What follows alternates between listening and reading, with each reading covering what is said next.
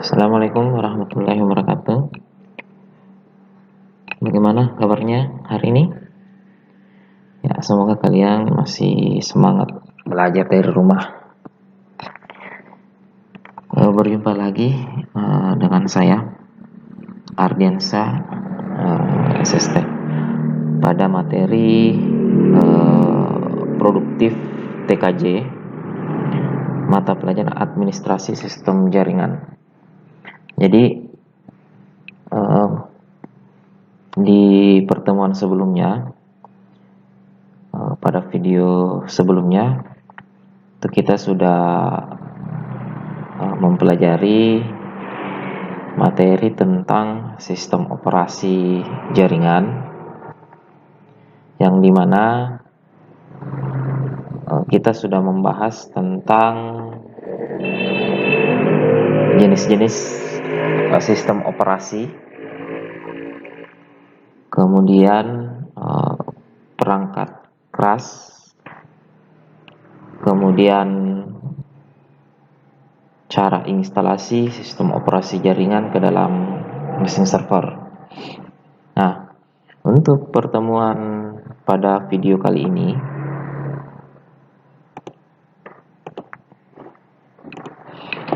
kita akan membahas lanjutan dari video sebelumnya.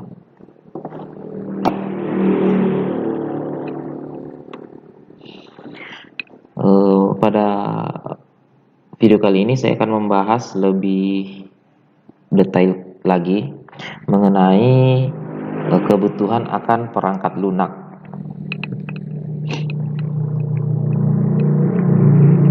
Seperti yang kita ketahui, banyak orang yang paham, yang tahu akan apa yang akan mereka gunakan ke dalam mesin komputer. Ini khususnya di mesin server. Namun dari apa yang mereka tahu, itu ternyata tidak semuanya berjalan sesuai dengan kebutuhan, karena mereka hanya melihat dari apa yang mereka tahu, bukan apa yang mereka butuhkan. Tuh, sehingga apa yang mereka masukkan ke dalam mesin server itu kebanyakan tidak sesuai dengan apa yang mereka butuhkan, sehingga dapat menyebabkan mesin server yang mereka gunakan itu bisa dibilang tidak bekerja sesuai dengan apa yang mereka inginkan. Nah, pada materi kali ini itu kita akan membahas bagaimana menentukan kebutuhan akan perangkat lunak yang sesuai dengan apa yang kita butuhkan, sehingga mesin server yang akan kita gunakan sebagai salah satu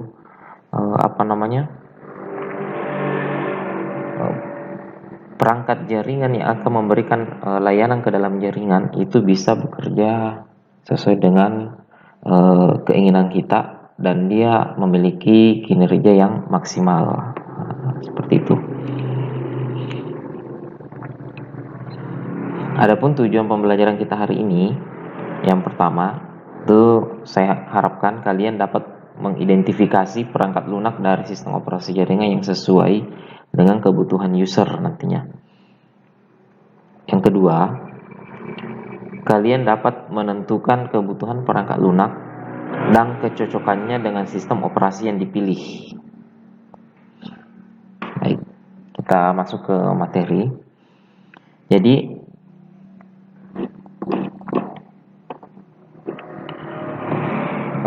untuk melakukan proses analisa terhadap kebutuhan akan perangkat lunak dari mesin server,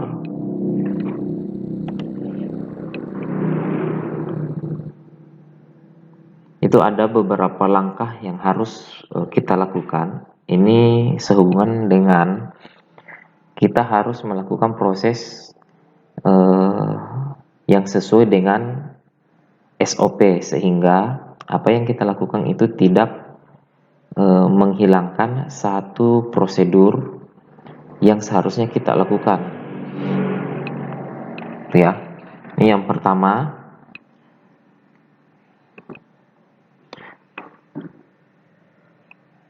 Kita akan melakukan proses identifikasi kebutuhan terhadap aplikasi, di mana pada proses ini kita akan melakukan proses memilih perangkat lunak yang tepat.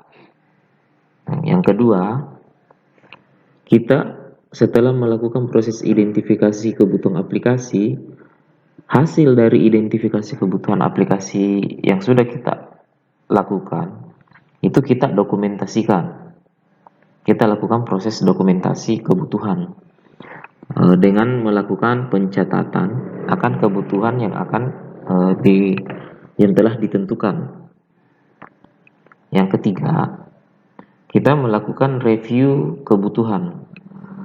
Di sini kita melakukan uji kelayakan akan perangkat lunak yang telah dipilih. Apakah perangkat lunak atau aplikasi-aplikasi yang telah kita tentukan sebelumnya itu betul-betul layak kita gunakan ke dalam mesin server kita atau tidak. Jadi ada 3 langkah yang harus kita lakukan dalam melakukan analisa kebutuhan perangkat lunak server.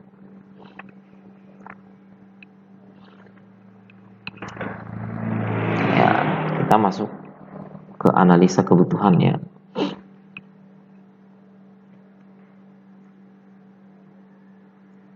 Nah, di sini untuk melakukan proses analisa kebutuhan pastinya yang harus kita tahu dulu itu adalah si usernya, si pengguna dari server yang akan kita buat. Di sini kita harus memahami apakah user atau pengguna yang akan menggunakan perangkat server ini nantinya paham akan server. Itu yang pertama. Yang kedua, apakah memiliki pengetahuan yang cukup terhadap server. Ini khususnya nanti terhadap aplikasi-aplikasi termasuk sistem operasi yang akan kita pasang ke dalam mesin server. Nah, ini penting karena salah memilih, salah menentukan sistem operasi aplikasi yang akan kita install ke dalam mesin server itu mengakibatkan si pengguna tidak tahu menggunakan, sehingga analisa kebutuhan kita yang pertama adalah kita harus tahu dulu user yang akan menggunakan mesin server ini pemahaman, pengetahuan terhadap mesin server termasuk aplikasi dan sistem operasinya itu bagaimana. Ya, seperti di video sebelumnya kita sudah bahas jenis-jenis sistem operasi itu ada banyak. Ada sifatnya closed source, ada sifatnya open source. Di closed source saja itu sistem operasinya ada Windows, ada Macintosh. Itu sebenarnya itu hanya 2 sampel, ada beberapa lagi sistem operasi yang termasuk closed source. Apalagi yang termasuk open source itu sangat banyak. Meskipun yang umum kita dengar itu namanya Linux, tapi Linux ini memiliki banyak distro atau banyak versi. Di dalam satu distro saja itu banyak istilahnya turunan-turunan yang diambil dari distro induk. Tuh, contohnya saja Linux Debian. Linux Debian itu memiliki beberapa turunan. Salah satunya adalah Ubuntu. Berikutnya ada Kubuntu. Kemudian ada Xbuntu. Itu ada banyak. Nah, di dalam Ubuntu saja itu memiliki beberapa versi. Tuh, ada Ubuntu 1, 2. Untuk saat ini di tahun 2020 itu mungkin sudah ada Ubuntu versi 2020 bulan April. Begitu juga distro induknya yang si Debian itu sudah ada banyak, mungkin sekarang sudah sampai Debian 20 gitu ya. Maka penting bagi kita dalam analisa kebutuhan perangkat lunak, yang pertama kita harus ketahui adalah si user, di mana user ini paham tidak sistem operasi apa yang akan kita instalkan. Nah, jangan sampai kita tidak memahami dasar pengetahuan si pengguna, nanti kita install misalnya Linux sementara si penggunanya nanti hanya pahamnya Windows, kurang lebih seperti itu. Berikutnya, mengapa kita harus memahami si usernya? Anggap saja kita adalah tenaga yang dipekerjakan untuk menentukan kebutuhan perangkat server apa yang akan digunakan oleh perusahaan misalnya. Maka si user ini mintanya misalnya sediakan saya server sesuai dengan kebutuhan saya. Misalnya saya mau sistem operasinya yang tidak mudah diserang virus. Nah, kalau kita paham apa yang diinginkan oleh si pengguna atau si user ini, maka pastinya kita akan bisa menentukan sistem operasi apa yang pas, aplikasi-aplikasi apa saja yang pas yang akan kita masukkan ke dalam mesin server. Ya, ini tetap kita harus kembali ke apa kebutuhan dari si user atau pengguna.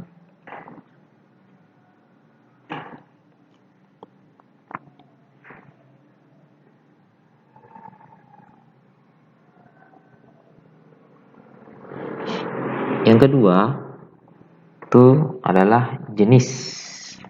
Nah, jenis di sini kita harus menentukan jenis servernya apa. Nah, server sebenarnya itu ada sampai ratusan jenis server. Namun yang umum layanan server itu ada beberapa.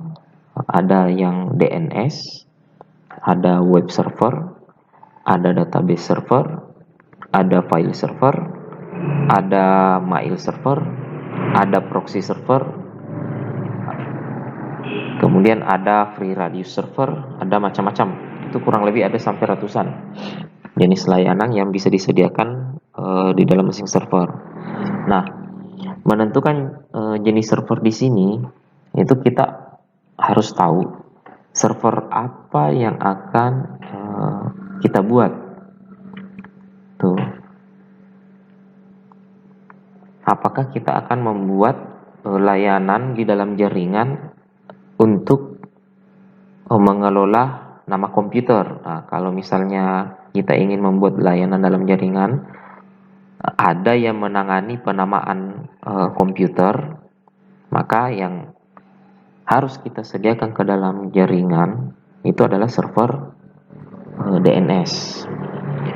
Kalau misalnya layanan yang harus kita sediakan di dalam jaringan adalah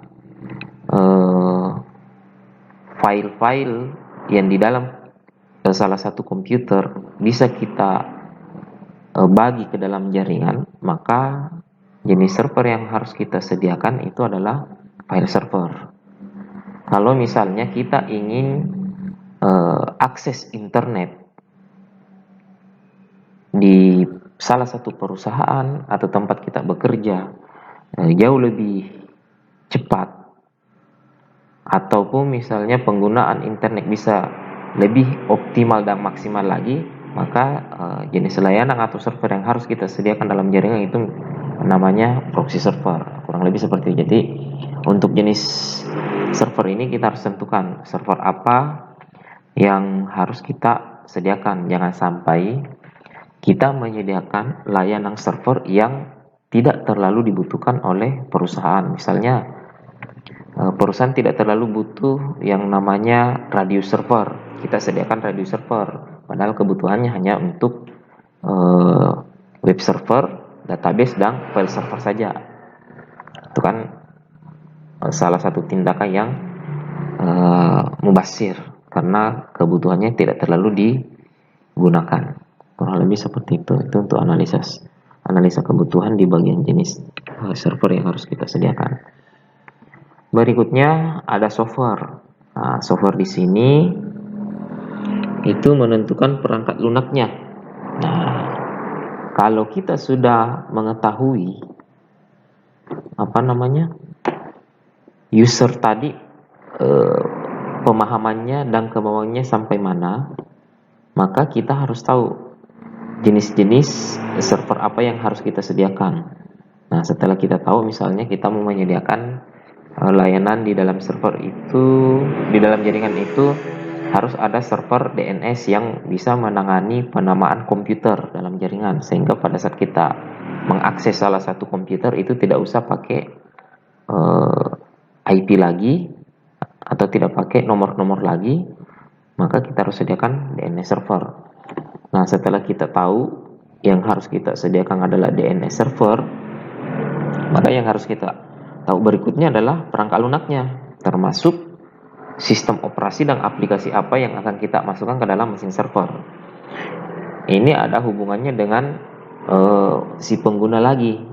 Apakah si pengguna nanti ketika kita pasang layanan DNS ke dalam jaringan, dia tahu tidak menggunakan sistem operasi yang akan kita pasang?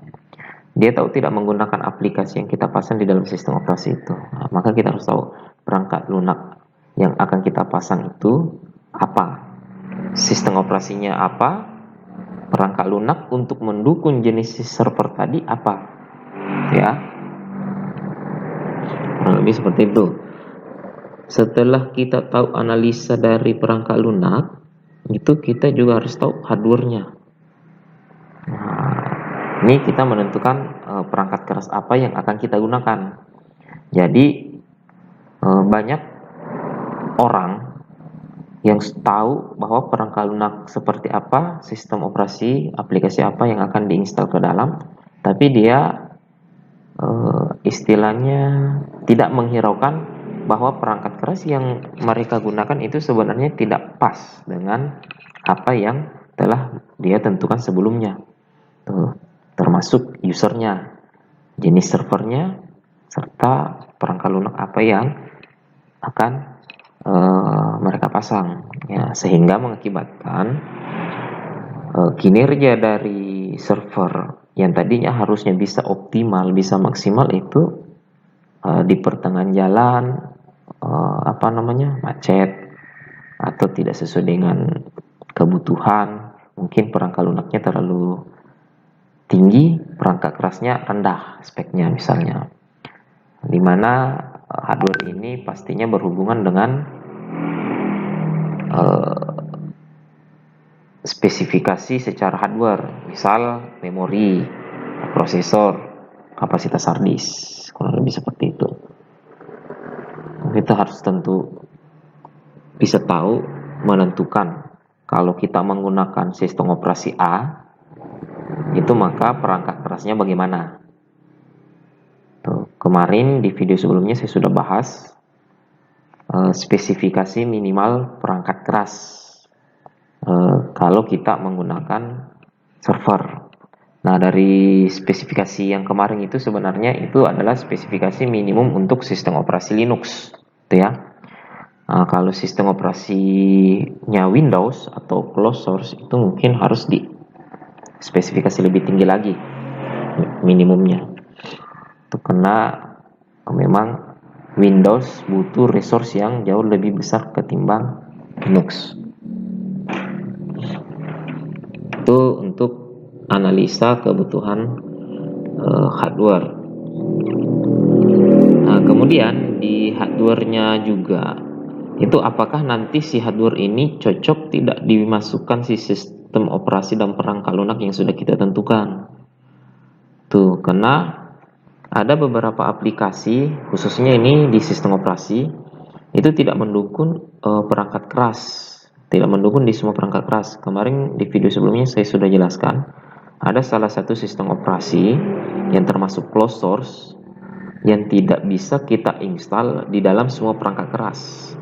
Itu kemarin saya bahasnya Macintosh, karena sistem operasi Macintosh ini memang khusus didesain oleh untuk perangkat khusus perangkat keras khusus ya, kurang lebih seperti itu. Adapun misalnya bisa dipaksa masuk ke perangkat keras yang lain, itu karena dia sudah dibajak, di hack istilahnya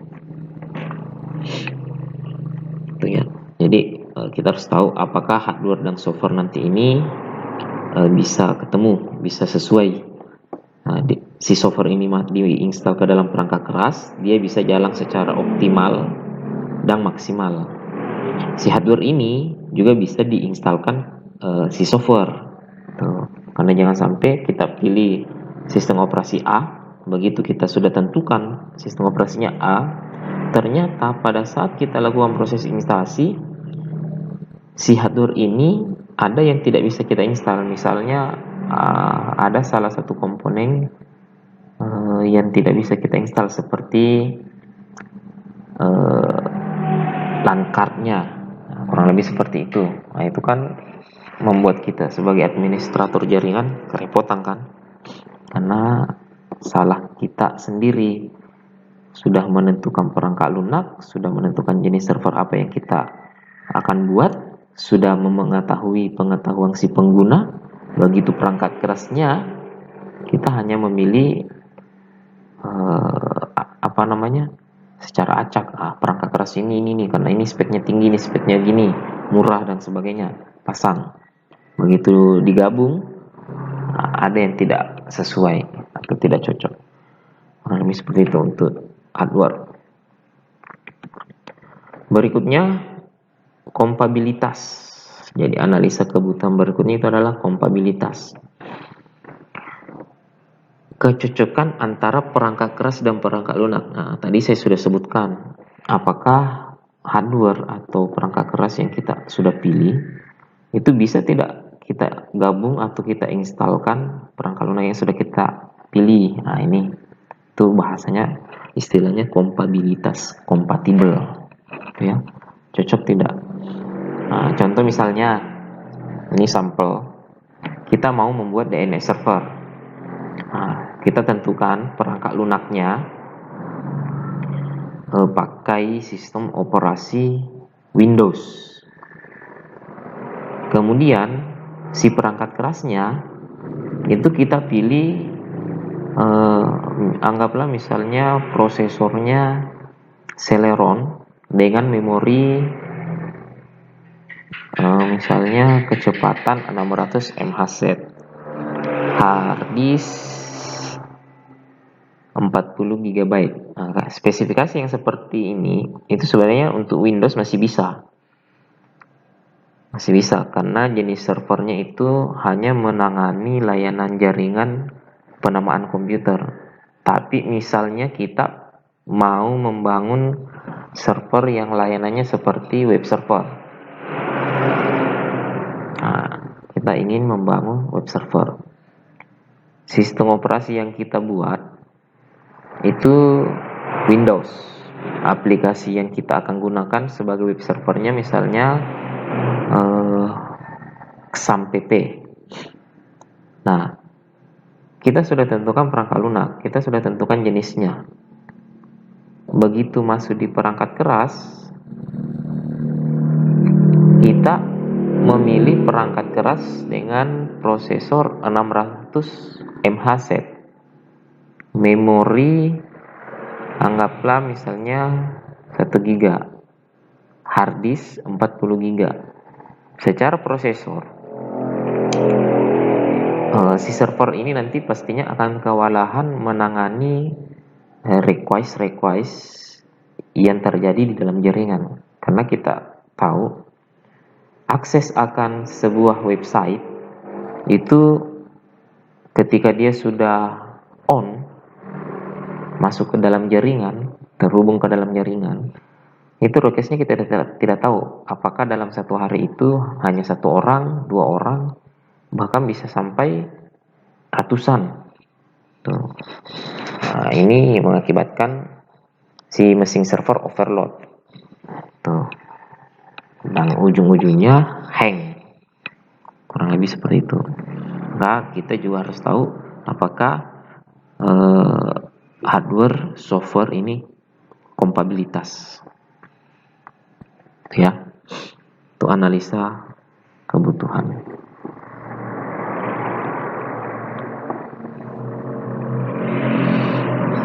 Berikutnya, untuk melakukan identifikasi kebutuhan terhadap aplikasi apa yang akan kita gunakan, itu yang kita harus paling pahami, ketahui adalah sistem operasi. Ini paling inti di sistem operasi. Kenapa? Karena sistem operasi inilah yang akan melakukan proses atau kinerja-kinerja terhadap perangkat keras. Nah, ini yang inti sistem operasinya. Nah, secara umum, semua server yang ada di internet saat ini itu paling banyak sekarang ada 2 sistem operasi yang bersaing. Namun dari 2 sistem operasi ini, salah satu di antara keduanya itu paling banyak digunakan oleh perusahaan menengah ke bawah, itu adalah sifatnya open source. Tuh, karena mereka memiliki kelebihan-kelebihan dibanding sistem operasi lainnya. Itu ya. Nah, untuk identifikasi kebutuhan aplikasi khususnya di sistem operasi, itu kita memilih sistem operasi yang harusnya kompatibel dengan berbagai aplikasi yang ada di dalamnya, termasuk kompatibel dengan perangkat keras yang akan kita pilih nantinya. Ini dilakukan melalui identifikasi berbagai kebutuhan aplikasi dari user.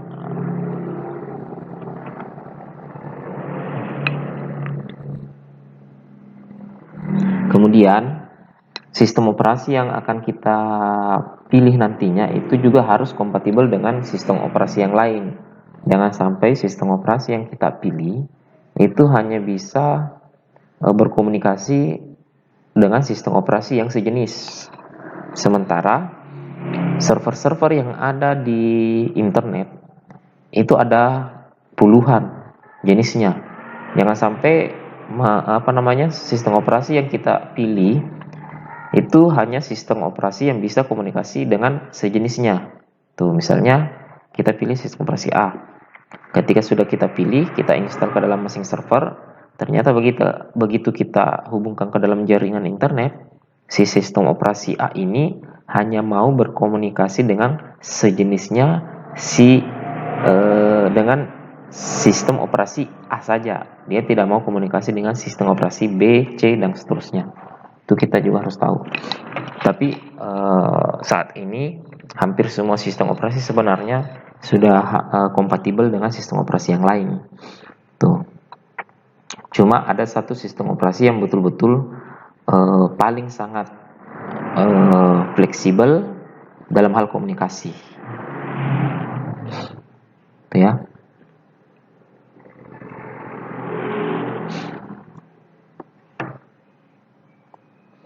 Nah, di sini ada gambar yang saya tampilkan di layar. Ada Linux versus Windows. Nah, seperti yang mungkin kalian sudah tahu, mungkin di antara kalian sudah sedikit tahu Linux dan Windows. Kita bahasnya 2 saja ya, supaya tidak terlalu melebar. Antara Linux dan Windows, nah, sistem operasi mana yang akan kita gunakan untuk masuk ke dalam masing server? Kalau kita menggunakan sistem operasi Windows, maka kita harus bersedia menyediakan resource yang agak lebih tinggi dibanding resource yang dibutuhkan untuk menginstal Linux. Itu yang pertama. Yang kedua, kalau kita memilih Windows, kita harus bersedia melakukan proses penanganan terhadap berbagai serangan. Contohnya, salah satunya adalah virus. Itu ya. Bagaimana dengan Linux? Yang pertama, Linux ini Dari literatur yang pernah saya baca, dia membutuhkan perangkat keras paling sangat minimum seperti spesifikasi yang sudah saya bahas di video sebelumnya, itu salah satu contohnya, itu dia masih bisa jalan. Bahkan dengan memori sebesar 64 MB ya kalau saya tidak salah ingat. Memorinya 64 MB, bukan giga ya, megabyte. Harddisknya sekitar 10 GB. Itu di Linux masih bisa jalan. Windows itu nggak bisa. Dia minimal di memori 128 MB. Harddisk 20 GB. Nah, itu. Nah, dari serangan Linux jauh lebih aman. Kompatibilitas terhadap perangkat keras Linux hampir semua kompatibel. Nah, kalau Windows kita harus sediakan berbagai aplikasi pendukung, contohnya driver Landcard, driver VGA, PS2, USB, chipset, driver yang dibutuhkan lah untuk perangkat keras. Sementara Linux itu dia sudah kompatibel, termasuk print. Ini mesin printer, dia sudah kenal. Tanpa kita install pun dia sudah kenal. Tuh, artinya dia lebih kompatibel terhadap hardware. Hanya saja penggunaannya memang agak lebih susah daripada Windows. Tuh. Nah, untuk menentukan sistem operasi yang terbaik, meskipun saya sudah jelaskan tadi Linux itu bagaimana, Windows itu bagaimana, tapi kita tetap harus mengikuti SOP yang seperti yang saya sudah sebutkan untuk menentukan sistem operasi yang terbaik untuk perangkat server agar sesuai kebutuhan pengguna. Itu yang pertama yang kita harus tahu. Ketika kita membangun sebuah server, itu apakah di dalam mesin server nantinya ada kebutuhan pengolahan data dengan aplikasi khusus? Ini harus kita tahu. Apakah ada kebutuhan pengolahan data dengan aplikasi khusus? Bila ada, maka penentuan sistem operasi dapat dilihat berdasarkan aplikasi khusus tersebut. Jadi misalnya ada aplikasi khusus, ada pengolahan data yang dimana data yang akan kita olah nanti ini hanya satu aplikasi yang bisa lakukan, hanya satu aplikasi yang kita gunakan sehingga data ini bisa terolah. Kalau bukan aplikasi ini, misalnya kita ambil saja aplikasi A. Kalau kita tidak menggunakan aplikasi A, maka data itu tidak bisa kita olah. Meskipun ada aplikasi yang sejenis. Tuh, maka untuk menentukan sistem operasi yang akan kita gunakan, itu kita harus lihat pengolahan data tadi. Itu menggunakan aplikasi apa. Kalau misalnya anggaplah ya, kita mau mengolah data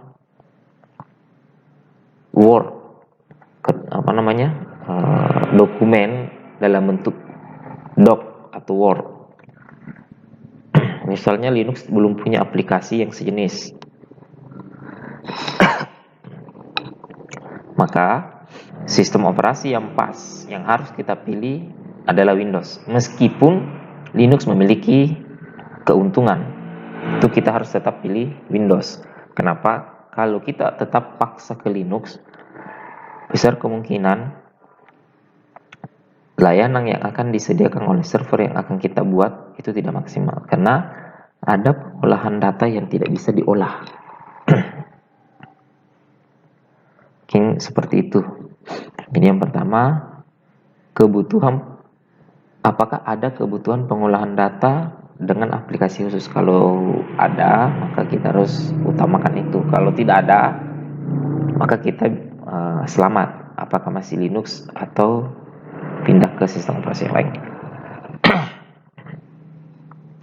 Berikutnya yang kedua, apakah aplikasi-aplikasi tersebut mendukung lingkungan multi-user atau hanya satu user. Maksudnya, apakah aplikasi yang akan kita install nantinya itu bisa banyak user atau hanya satu user? Itu kita juga harus lihat. Maksudnya begini, apakah bisa diinstal di server saja atau hanya di client saja, atau harus diinstal di server dan di client, kayak gitu. Jadi aplikasinya nanti apakah hanya di server saja? Kalau di server saja ya berarti kita menentukan perang sistem operasi apa yang paling pas untuk aplikasi-aplikasi itu. Untuk Linux dia sebenarnya sudah mendukung multi user. Dia multi user. Kalau Windows itu masih user tunggal. Itu ya. Jadi sesuai kebutuhan.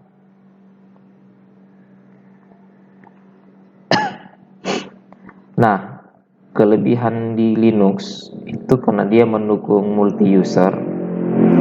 Jadi hak akses terhadap sistem operasi Linux itu ada dua level. Ada level administrator, ada level pengguna biasa. Sementara di Windows itu cuma administrator. Kita sebagai administrator, kalau menggunakan sistem operasi Linux sebagai server, maka kita sebenarnya masih aman menggunakan Linux selama user password administrator ini belum diketahui oleh orang lain. Meskipun dia sudah tahu user biasanya. Itu karena kita sebagai administrator di Linux masih bisa leluasa melakukan proses pengolahan sistem. Tuh.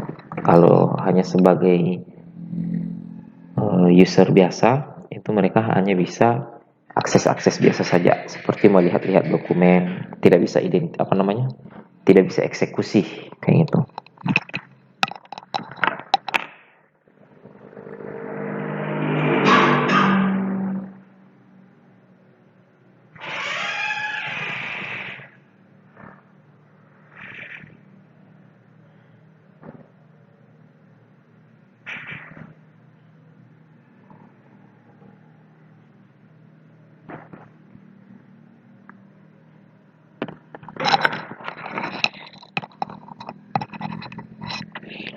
Ya, berikutnya, apakah ada file yang akan dibagi dalam jaringan? Jadi untuk menentukan sistem operasi apa yang kompatibel, kita juga harus tahu apakah ada file yang akan kita bagi dalam jaringan. Nah, jika ada, maka sebaiknya menggunakan sistem operasi jaringan yang mampu menjaga kompatibilitas format datanya. Ini contohnya, Linux itu bisa komunikasi dengan Windows atau sistem operasi lain. Namun untuk saat ini saya rasa semua sistem operasi masuk di bagian ini. Artinya mereka sudah kompatibel dengan berbagai jenis sistem operasi lainnya, karena si pengembang sistem operasi ini pasti tidak ingin ketinggalan dari berbagai keunggulan yang sudah disediakan oleh pesaingnya. Itu ya.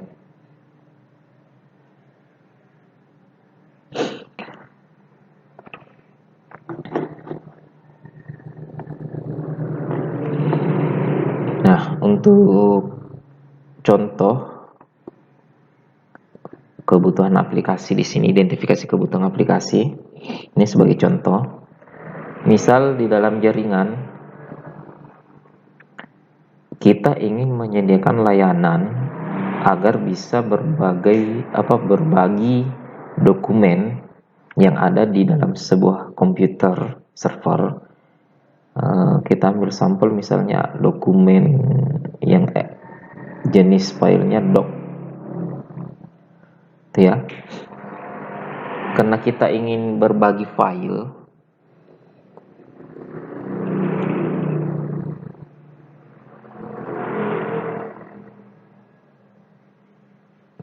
karena kita ingin berbagi file,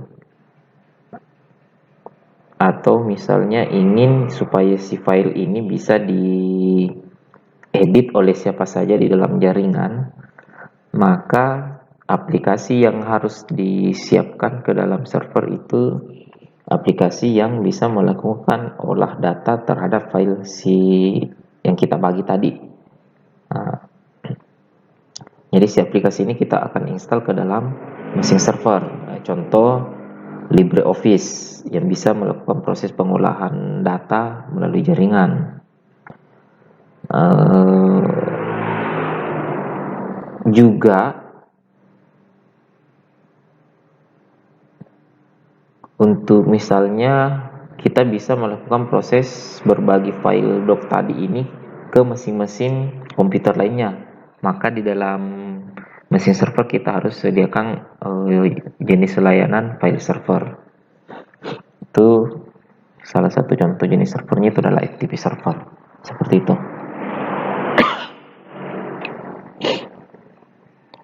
Itu ya untuk kebutuhan aplikasi khususnya di sistem operasi yang kompatibel. Nah, dari aplikasi yang tadi, contoh misalnya kita tadi mau berbagi file dokumen, maka kita sediakan layanan FTP server. Nah, aplikasi yang akan kita butuhkan nantinya untuk membuat sebuah FTP server itu untuk Linux, nama aplikasinya ada banyak, tapi yang pernah saya gunakan di sini ada dua. Ada ProFTPD, ada VSTPD. Tapi untuk yang sering saya gunakan itu ProFTPD karena dia agak lebih mudah pengkonfigurasiannya. Tuh. Maka kebutuhan akan aplikasi ini pastinya kita akan tentukan sistem operasi apa yang akan kita gunakan. Nah, kita ambil sampel. Saya mau membangun server FTP, membangun layanan dalam jaringan yang akan bisa melakukan berbagi file ke dalam jaringan. Maka jenis server yang saya akan buat adalah FTP server. Nah, setelah saya tentukan jenis servernya, maka sistem operasi apa dan aplikasi apa yang akan saya gunakan. Ada dua pilihan, mau pakai Linux, mau pakai Windows. Saya misalnya memilih ke sistem operasi Linux karena pertama dia lebih kompatibel dengan perangkat keras, kemudian kompatibel dengan berbagai perangkat lunak atau sistem operasi lainnya, kemudian dia jauh lebih aman dari serangan-serangan virus, meskipun agak susah digunakan tuh ya, meskipun, tapi tetap kita akan kembali ke siapa penggunanya. Tuh. Usahakan kalau memang penggunanya tidak paham Linux ya tetap kita pilih yang dia paham, misalnya Windows, tetap kita ke Windows. Tidak boleh kita pilih sistem operasi Linux karena kita. Sementara yang menggunakan server nanti bukan kita ya. Siapa penggunanya? Kalau kebetulan yang menggunakannya kita, nah berarti sesuaikan dengan kemampuannya kita. Tuh, karena saya bisa di Linux dan di Windows, maka saya tetap pilih ke Linux karena tadi dia aman.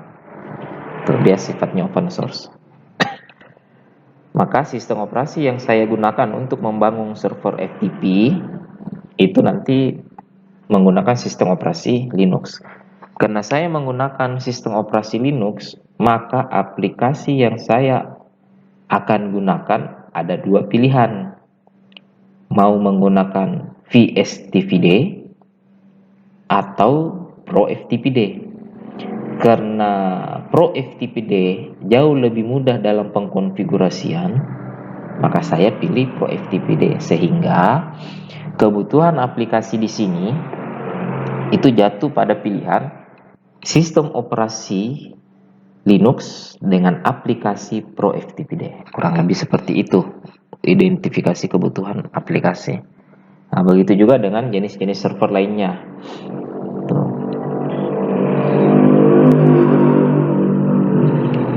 Nah, setelah kita melakukan proses identifikasi, berikutnya kita dokumentasikan apa kebutuhan yang sudah kita tentukan. Ini sehubungan dengan rekaman-rekaman kerja yang telah kita lakukan. Hasil dari semua analisa kebutuhan itu kita buatkan dokumentasi, dokumen spesifikasi kebutuhan perangkat lunak server khususnya. Ini dibuat supaya kedepannya ketika kita misalnya terjadi trouble, kita tahu apakah hasil identifikasi dari pemilihan sistem operasi dan aplikasi tadi ini keliru atau tidak. Itu makanya kita harus dokumentasikan, jangan sampai kita hanya pilih. Sebenarnya begini, secara tindakan itu kebanyakan orang lalai terhadap dokumentasi, padahal pentingnya melakukan dokumentasi itu untuk melakukan proses troubleshooting terhadap layanan server di kemudian hari. Tuh, ini kebanyakan administrator lalai terhadap tindakan ini. Mereka hanya melakukan proses identifikasi, setelah menentukan dia langsung melakukan proses tindakan tanpa melakukan dokumentasi terlebih dahulu. Ini banyak yang sudah tidak dilakukan. Padahal dokumentasi ini hanya sebagai kebutuhannya kita untuk kemudian hari ketika terjadi trouble. Loh, kok servernya seperti ini? Nah, kenapa? Maka kita lihat dokumentasi yang kemarin, apa yang kita lakukan. Sini kita akan membuat sebuah catatan tentang kebutuhan perangkat lunak server yang akan digunakan, termasuk sistem operasi apa yang kita pilih, aplikasi apa yang kita akan masukkan.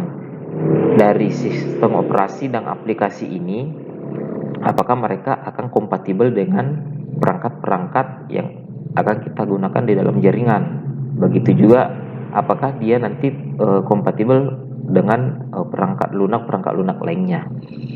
Tuh.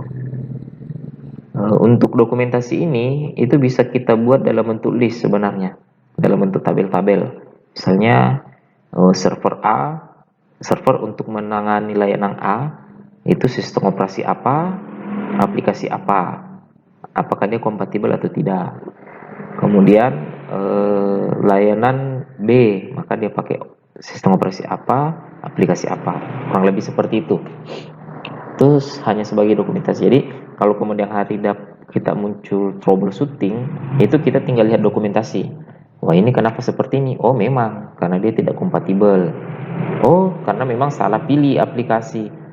Pilih aplikasinya ProFTPD, dia pakainya Windows. Ya, bagaimana mau diinstal? Nah, kurang lebih seperti itu ya. Jadi kita tetap harus lakukan proses dokumentasi.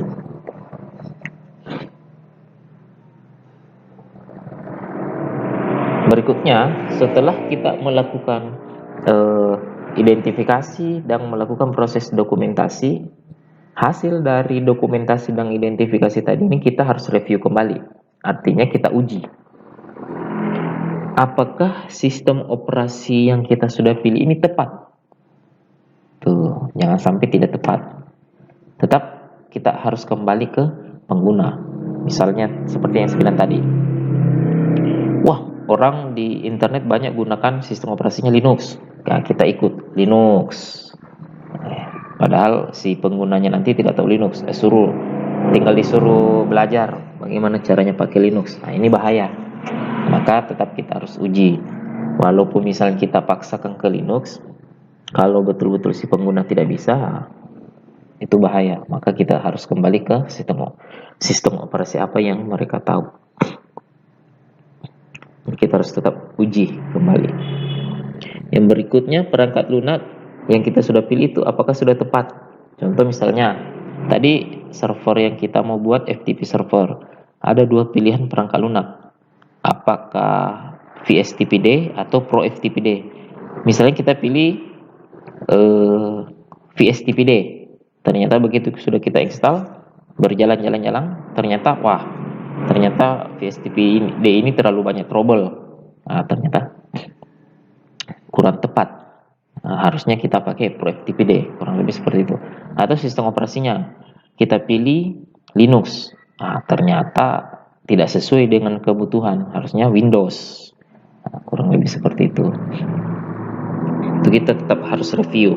Nah, ini tetap kembali ke dokumentasi yang sudah kita buat. Bagaimana pencatatannya? Memang pilihan sistem operasinya kemarin apa? Yang terakhir, compatibility atau kompatibelnya perangkat lunak sistem operasi dengan semuanya. Itu apakah dia kompatibel atau tidak? Itu tetap kita uji kembali. Itu ya. Itu identifikasi kebutuhan, dokumentasi, serta review. Nah, di sini saya punya tabel analisis kebutuhan, contoh analisis kebutuhan. Di dalam jaringan ini ada beberapa kebutuhan user. Si user ini menginginkan di dalam jaringannya itu ada beberapa layanan. Ini kita bisa lihat di tabel. Yang pertama, dia mau supaya akses internetnya optimal. Istilahnya kita baguslah, cepat. Nah, maka analisis kebutuhan dari segi aplikasi server itu kita harus sediakan layanan apa di dalam jaringannya. Nah, di sini untuk akses internet supaya bisa cepat, itu kita harus sediakan yang namanya proxy server. Nah, proxy server ini bisa kita buat menggunakan aplikasi Squid. Tentunya kalau kita menggunakan Squid, sistem operasi yang harus kita pilih adalah Linux. Kurang lebih seperti itu. Ini contoh analisis kebutuhan. Nah, berikutnya, kita sudah tahu kebutuhan user internetnya mau cepat, maka kita sediakan proxy server dengan perangkat lunak aplikasi Squid, sehingga sistem operasi yang akan kita instalkan ke dalam mesin server nantinya adalah Linux, gitu ya, untuk akses internet cepat. Tapi dia juga mau buat satu layanan lagi di mana server ini berbagi file atau dokumen dalam jaringan. Nah, maka aplikasi apa yang pas untuk bisa menyediakan layanan seperti ini di dalam jaringan? Nah, kita lihat. Ternyata aplikasi yang pas itu ada dua. Ini bisa FTP, bisa NFS. Itu ya. Nah, kalau kita menggunakan FTP, maka pastinya aplikasi yang digunakan adalah Pro FTPD. Secara otomatis, sistem operasi yang digunakan adalah Linux. Kalau kita menggunakan NFS server, maka aplikasi yang kita gunakan adalah Samba. Otomatis, sistem operasinya Linux. Itu ya. Nah, berikutnya, si kebutuhan user tadi ingin lagi di dalam jaringannya ada yang bisa menangani domain lokal. Nah, seperti yang saya bilang tadi, ada penamaan komputer. Nah, ini dia domain lokal. Maka aplikasi dan sistem operasi yang dibutuhkan itu, berarti dia butuh DNS server. Untuk membuat DNS server ini, maka kita install Bin 9. Karena Bin 9 berarti sistem operasinya Linux. Begitu juga dengan pengelamatan otomatis. Namanya DHCP server, maka aplikasinya DHCPD. Nah, otomatis sistem operasinya kembali Linux. Untuk jejaring sosial lokal, itu kita bisa siapkan web server. Maka aplikasinya Apache 2, sistem operasinya Linux.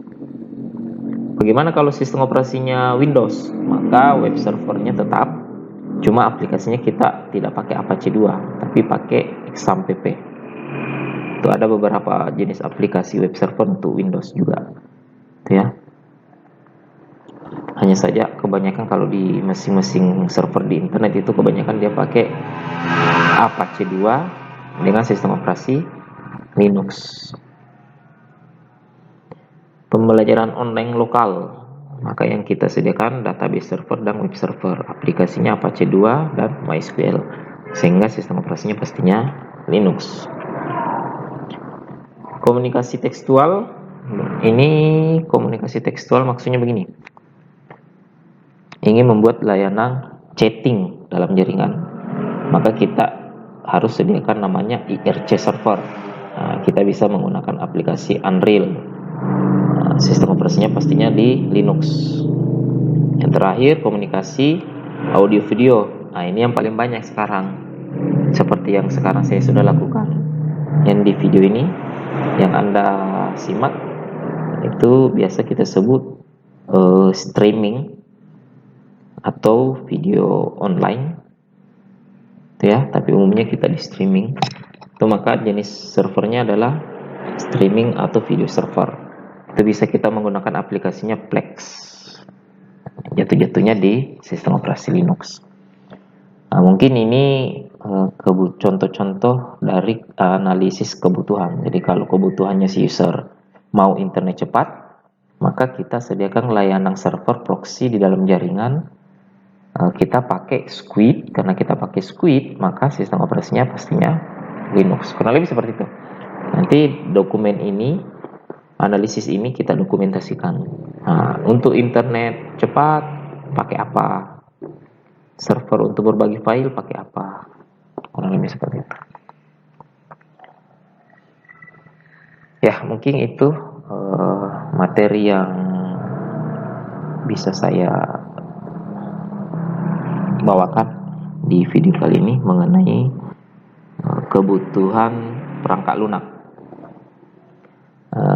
Kalau ada ingin ditanyakan atau masih kurang dipahami, bisa ditanyakan di komentar. Nanti kita bahas di kolom komentar. Kemudian bisa juga lewat nomor WA saya di grup masing-masing.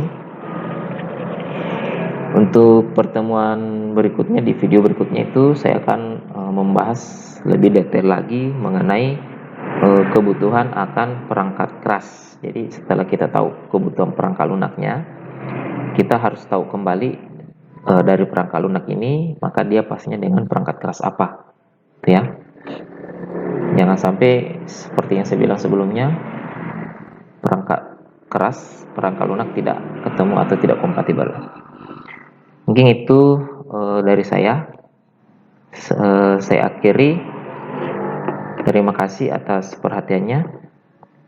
Assalamualaikum warahmatullahi wabarakatuh. Tetap semangat belajar dari rumah.